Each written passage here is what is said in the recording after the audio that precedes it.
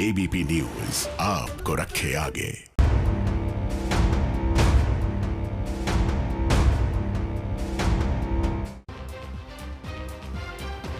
नमस्कार, मैं हूं सुमित अवस्थी। बहुत बहुत स्वागत है आपका। साथ का पंच आप देख रहे हैं एबीपी न्यूज पर।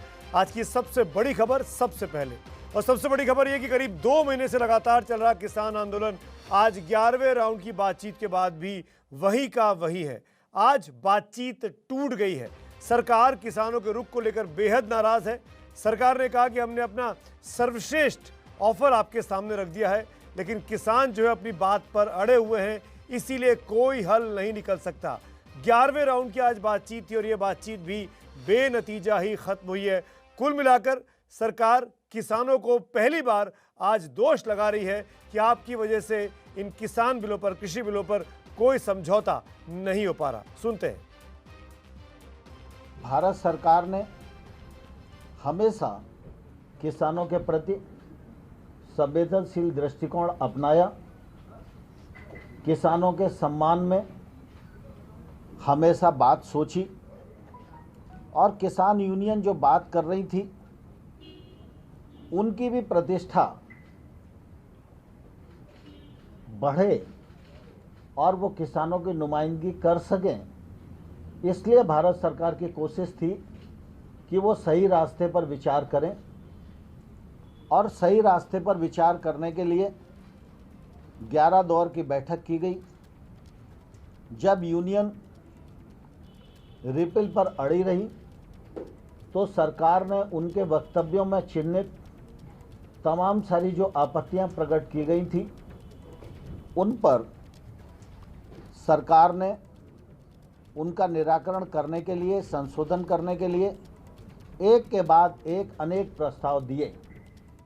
बातचीत ये हुई कि जो उनको पहला प्रस्ताव था उनने कहा कि हमारा वही है और आप अगर इस पर तैयार हो और घटा बढ़ा सकते हैं दिनों को, भाई 1.5 साल की जगह 2 हो जाएगा, ये हो जाएगा, मतलब ये एक उनकी तरफ से आया है, मतलब 2 साल तक वो कर सकते हैं।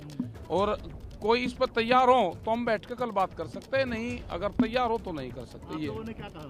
हमने कुछ नहीं, हम बता दें, कल हमें जरूरत होगी तो आपको बता देंगे। आप लोग आपस में बातचीत करके फिर हाँ आप बता देंगे, आवेंगे आ जाएंगे, नहीं तो बैठे और 1 आध महीना बाद में फिर बातचीत शुरू होगी। ट्रैक्टर रैली वाला क्या होगा? ट्रैक्टर रैली क्या होता है? ट्रैक्टर रैली तो आवेगी। ट्रैक्टर रैली का क्या मतलब उनसे? तो देखा आपने, पहली बार नरेंद्र सिंह तोमर ये कह रहे थे कि किसानों की वजह से बातचीत टूटी है। हालांकि अगर देखा जाए इन 58 दिनों में जब से दिल्ली के आसपास ये प्रोटेस्ट चल रहा है, पहली बार सरकार का इतना कड़ा रुख किसानों के प्रति देखने को मिला है। 11 राउंड की बातचीत हो चुकी है। मेरे 2-3 रिपोर्टर मेरे साथ जुड़े हुए हैं। प्रशांत है और जैनेन्द्र है विज्ञान भवन से, जहां पर ये बातचीत चल रही थी, और जगविंदर पटियाल है जो इस वक्त मेरे साथ चंडीगढ़ से जुड़े हैं, जो लगातार किसानों के प्रोटेस्ट पर नज़र रखे। मेरा पहला सवाल जगविंदर आप ही से है। ये समझाना और ये समझना बहुत ज़रूरी है कि जब आप डे 1 पे आए थे तब आप कह रहे थे कि इसको टाल दो और बातचीत कर लो। अब जब सरकार इस बिल को 1.5 साल तक के लिए टालने को तैयार हो गई, बातचीत के लिए कमेटी बनाने को तैयार हो गई जिसमें किसान भी हिस्सा होंगे, फिर किसान क्यों नहीं मान रहे हैं? ऐसी क्या जिद है, ऐसी क्या ज़रूरत है किसानों को कि हम 3 बिलों को वापस करके ही वापस लौटेंगे? देखिए सुमित, मुझे ये लगता है अगर हम इस पूरे आंदोलन की 360 डिग्री स्कैनिंग करें तो ये बात साफ नजर आती है कि ये आंदोलन पिछले कई दशकों का सबसे बड़ा आंदोलन बन चुका है। और किसान आंदोलन को जितना जन समर्थन मिल रहा है उसके बाद किसान नेताओं को ये लगता है, हालांकि मैं ये मानता हूं कि ये किसान नेता नहीं कह रहे, जो पब्लिक उनको कहकर भेजती है, जो उनकी स्टेज पर जो विचार और रायशुमारी के बाद जो चीज निकल कर आती है, किसान नेता वही सरकार से करते हैं। आज की डेट में ये चेहरे हैं सिर्फ। अगर ये चाहें कि अपनी मर्जी से सरकार के साथ कोई समझौता कराएं तो ऐसा हो नहीं सकता, क्योंकि जो लोग वहां पर लेके गए हैं या जो लोग वहां पर बैठे हुए हैं वो लोग इनसे पल पल की जानकारी लेते हैं, आप क्या करने वाले हैं, क्या नहीं करने वाले हैं। तो दिक्कत क्या होती है किसी भी आंदोलन में? व्यवस्था, सिस्टम, सरकार, पैसा या तकलीफें, ये 4-5 चीजें होती हैं। आज की डेट में जितना जन समर्थन मिल रहा है, जितना पंजाब के आंदोलन को गांव-गांव से सब किसान इकट्ठा करके पैसा दे रहे हैं, जो इमदाद मिल रही है, जो राज्य सरकारों की हालत हो गई है, पंजाब में तो ऐसा हालत है कि सरकार नाम की चीज नजर नहीं आती है। तो जहां किसान दर दर सरकार के आगे ठोकरें खाता था, वहां सरकार इनकी चौखट पे जाने के लिए तरस रही है। पंजाब का हर नेता चाहता है कि किसी तरह किसानों का समर्थन मिल जाए, वहां पहुंच जाए वो। तो जो ये हालात हैं, जिस तरह किसान हावी हुआ है, उसे देखते हुए केंद्र सरकार को मजबूर करना चाहते हैं किसान नेता और आंदोलन में शरीक तमाम लोग कि वो उनकी शर्तों पर आए और किसान बिलों को वापस ले। क्योंकि अगर किसान बिल वापस करवाने में ये कामयाब होते हैं तो भी इनकी बड़ी जीत होगी। अगर ये आंदोलन लंबा खिंचता है और जिस तरह से डिप्लोमेटिक रिलेशन विदेशों में या भारत में जो असर पड़ रहा है इस आंदोलन का, उससे भी इनकी बड़ी जीत होगी। तो दोनों तरफ जीत को देखते हुए ये इस तरह से अड़ गए हैं कि हम तो अपनी बात मनवा कर ही जाएंगे, क्योंकि अपनी बात मनवा कर जाएंगे। तो ऐसे में प्रशांत इतनी हो गई है कि ये आंदोलन सेटल हो गया है। ऐसे में प्रशांत सवाल ये खड़ा होता है कि अगर अपनी बात मनवाने की जिद पर पंजाब हरियाणा के किसान अड़ गए हैं और वो कह रहे हैं कि हम अपनी बात मनवाएंगे, तो आगे का रास्ता क्या है? और दूसरा सवाल जुड़ा हुआ, तो 26 जनवरी को दिल्ली की सड़कों पर क्या ट्रैक्टर परेड दिखेगी? क्या कियोस्क होने वाला है? देखिए सुमित, सरकार की अगर बात करें तो सरकार का कहना है कि उन्होंने जो अपना सबसे बढ़िया प्रस्ताव था वो किसानों के सामने रख दिया है। ले आपने किसानों की भी बात सुनी, वो कह रहे हैं कि हम उसको नहीं मानते हैं।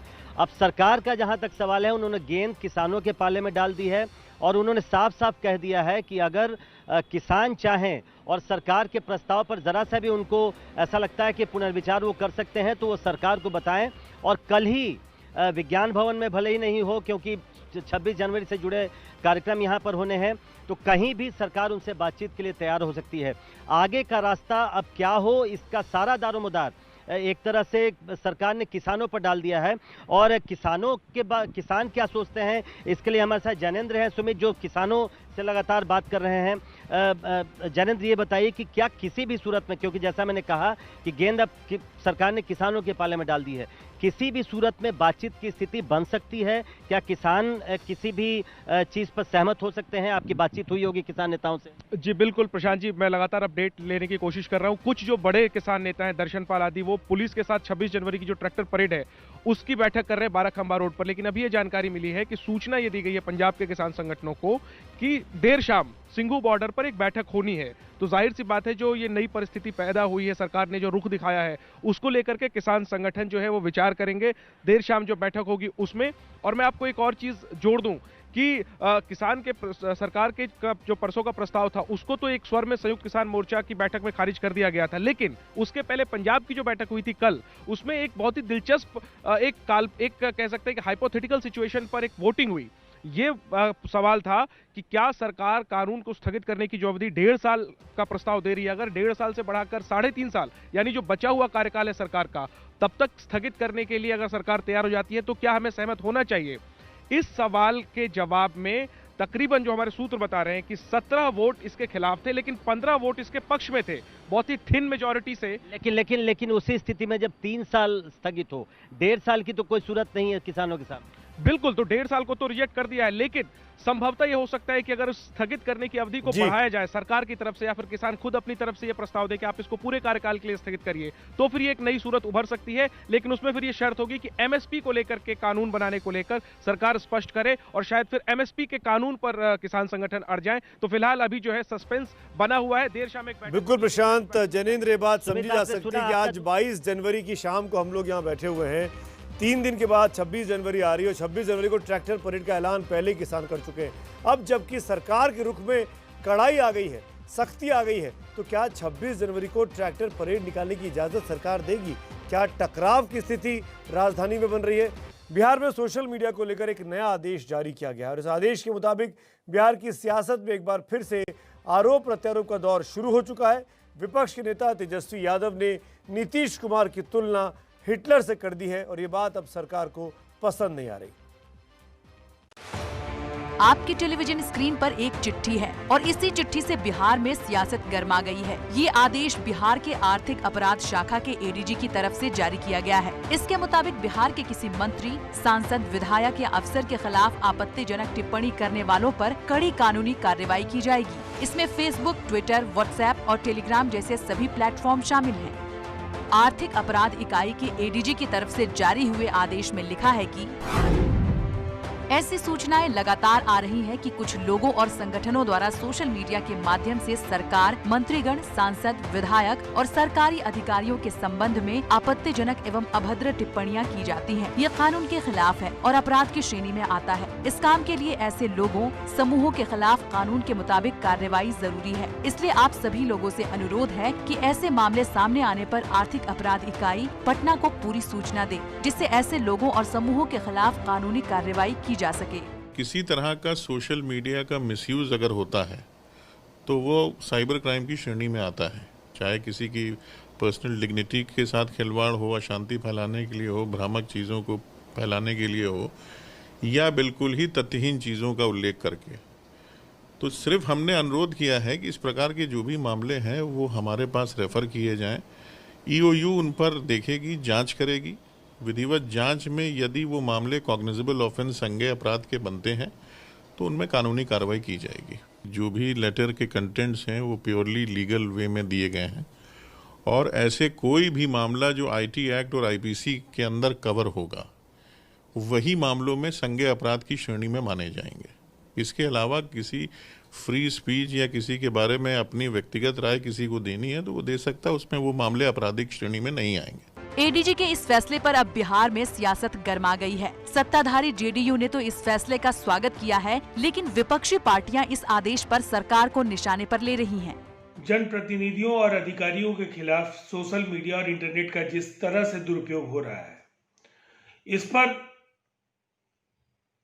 हमारी सरकार ने अगर कोई कदम उठाने का निर्णय लिया है तो इसकी सर्वत्र सराहना की जानी चाहिए। हाल के दिनों में जिस तरह से अभद्र भाषा का प्रयोग, अपशब्दों का प्रयोग, भर्त्सना, निंदा और इनके लिए जिस तरह के असंसदीय वाक्यों का प्रयोग हुआ है वो निस्संदेह शर्मनाक और दुर्भाग्यपूर्ण है। कौन तय करेगा कि क्या अपमानजनक है, क्या आपत्तिजनक है? इसको डिसाइड कौन करेगा? नीतीश जी करेंगे कि माने जो बयान देने वाले पुलिस के पदाधिकारी हैं वो करेंगे? ये आपत्तिजनक क्या होता है? जो लोकतंत्र में लोगों का अधिकार है आलोचना करना, सरकार की आलोचना करना, और सरकार की आलोचना होगी, कहेगा कि नहीं साहब अपराध बढ़ गया, तो पुलिस पदाधिकारी कहेगा कि ये आपत्तिजनक बयान है, भाई आप कैसे कह रहे हैं कि अपराध बंद हो गया, और आपके खिलाफ मुकदमा कर देगा। तेजस्वी यादव ने तो ट्वीट करके नीतीश कुमार की तुलना हिटलर से कर दी है। कांग्रेस भी इस आदेश को बोलने की आजादी पर हमला बता रही है। जिसके बाद लालू यादव को रांची के रिम्स अस्पताल में भर्ती करवा दिया गया है। कुछ देर पहले उनकी पत्नी और पूर्व मुख्यमंत्री राबड़ी देवी उनसे मिलने अस्पताल पहुंची हैं। उनके सुपुत्र तेजस्वी यादव और तेज प्रताप भी साथ में ही मौजूद है। ये सब लोग रांची पहुंचे हुए लालू यादव की तबीयत का हालचाल जानने के लिए। आज सुबह उनकी बेटी मीसा भारती, जो कि सांसद भी हैं, उन्होंने अपने पिता लालू यादव से अस्पताल जाकर मुलाकात की थी और उनका हालचाल भी जाना था। लालू यादव की तबीयत ठीक नहीं हुई है। अचानक तबीयत कल शाम को बिगड़ गई थी।